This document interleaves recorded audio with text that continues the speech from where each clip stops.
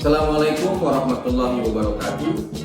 Jumpa lagi dengan saya Imam Rabrioso dalam rubrik Imam Rabrioso Perspektif. Sahabat-sahabat saya yang baik hatinya, pada edisi kali ini saya ingin berbagi pengetahuan dan pengalaman bagaimana cara mengatasi gangguan kecemasan.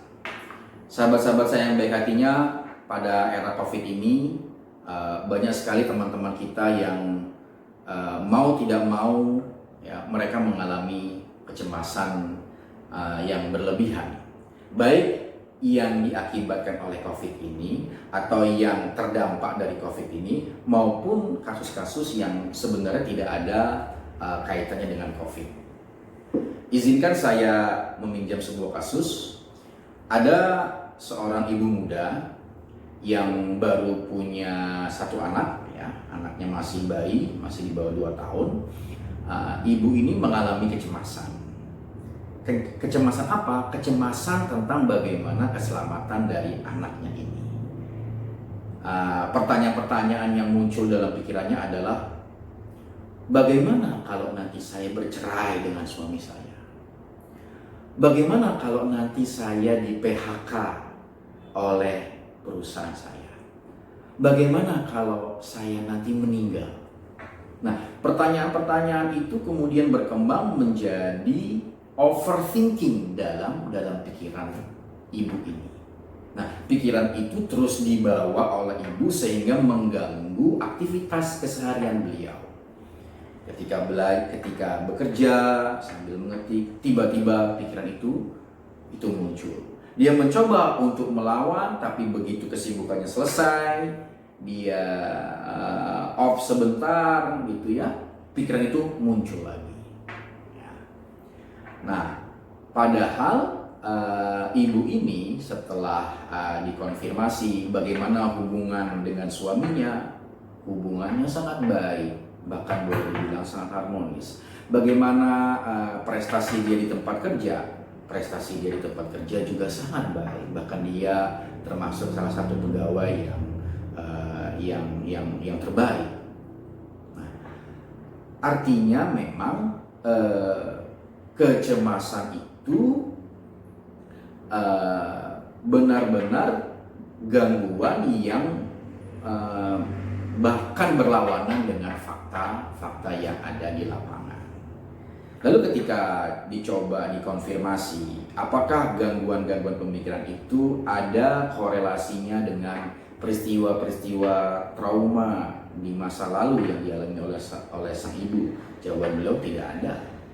Nah, berarti memang gangguan kecemasan itu muncul dari 2 hal. Yang pertama, gangguan kecemasan itu bisa muncul sebagai rentetan dari peristiwa-peristiwa di masa lalu yang dalam proses perjalanan kepribadian seseorang itu belum selesai. Misalnya seseorang memiliki trauma di masa lalu dan trauma ini belum dibenahi. Nah, biasanya kecemasan itu muncul karena trauma masa lalu ini belum dibenahi.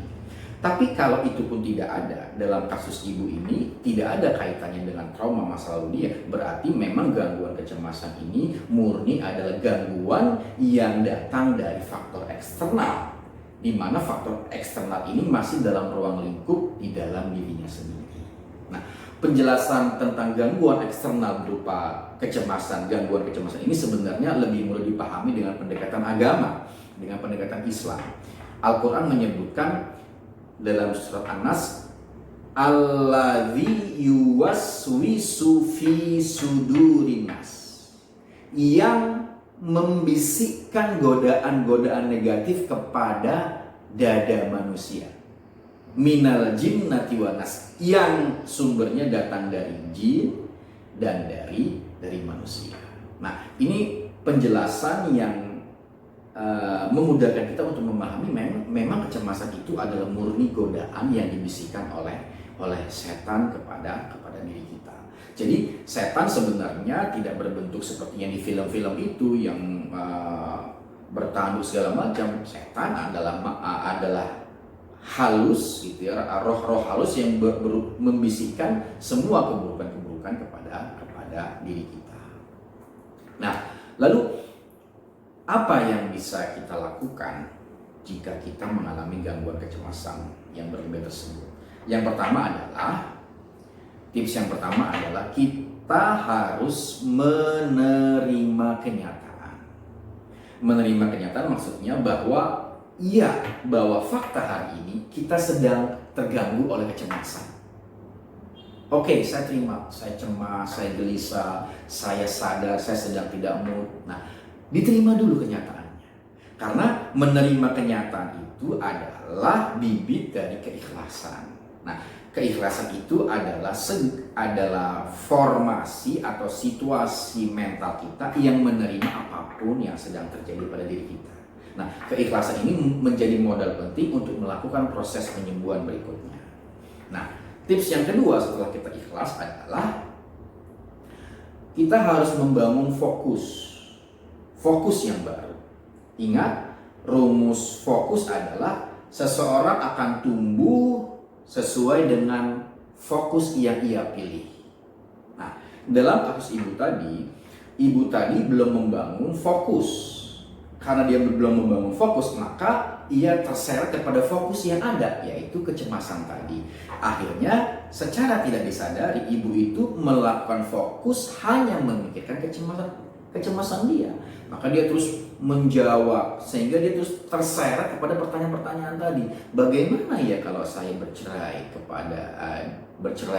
dengan suami saya? Maka dia akan diseret oleh rasa was-was tadi. Bagaimana proses perceraiannya? Bagaimana proses di KUA-nya? Bagaimana gonogininya? Bagaimana anak saya? Bagaimana rumah saya dan seterusnya? Nah, fokus kepada kecemasan tadi akan menyeret seseorang kepada gangguan kecemasan yang tidak pernah berhenti. Maka kita harus membangun fokus baru, meninggalkan fokus yang negatif dengan membangun fokus yang baru. Tidak bisa meninggalkan fokus tanpa membangun yang baru. Ya, sama seperti kita harus move on dari yang lama ke yang baru. Maka meninggalkan yang lama harus membangun yang baru. Nah, fokus yang dibangun adalah tentu yang positif. Nah, apa itu? Banyak sekali yang bisa dilakukan. Fokuslah kepada pekerjaan kita. Jika kita seorang employee, seorang karyawan, fokus kepada apa yang di job desk kita. Fokus kepada target-target kita. Tahun ini apa? Tahun lalu saya sudah mencapai apa? Saya ingin lebih mencapai lagi. Nah, dari fokus itulah muncul solusi, muncul imajinasi, muncul ide. Sehingga diri kita lebih disibukkan oleh fokus-fokus yang positif itu. Bersama dengan itu, kecemasan-kecemasan itu akan berkurang. Ya, akan berkurang. Kenapa? Karena kita tidak memberikan asupan makanan kepada dia berupa perhatian kepada kecemasan itu. Kita lebih fokus. Iya, mungkin itu tidak bisa menghilangkan sepenuhnya rasa kecemasan, tetapi dengan fokus yang baru ini kita sudah mulai bisa mengendalikan, dan cara mengendalikan yang terbaik adalah dengan meninggalkannya. Nah, lalu tips yang ketiga adalah kita harus meyakini bahwa kehidupan ini selalu menyisakan kesementaraan. Tidak ada yang abadi. Kesenangan selalu sementara, penderitaan juga selalu sementara. Jadi yakinilah bahwa gangguan kecemasan yang sedang kita alami sekarang ini hanya bersifat sementara. Diupayakan atau tidak, itu akan berakhir dengan sendirinya. Nah, untuk mempercepat menghilangnya kecemasan itu harus berupaya. Di antara upayanya adalah tadi, yang poin pertama dan poin kedua. Terakhir, tips yang keempat, untuk mengatasi kecemasan, lakukanlah pendekatan spiritual. Perbanyaklah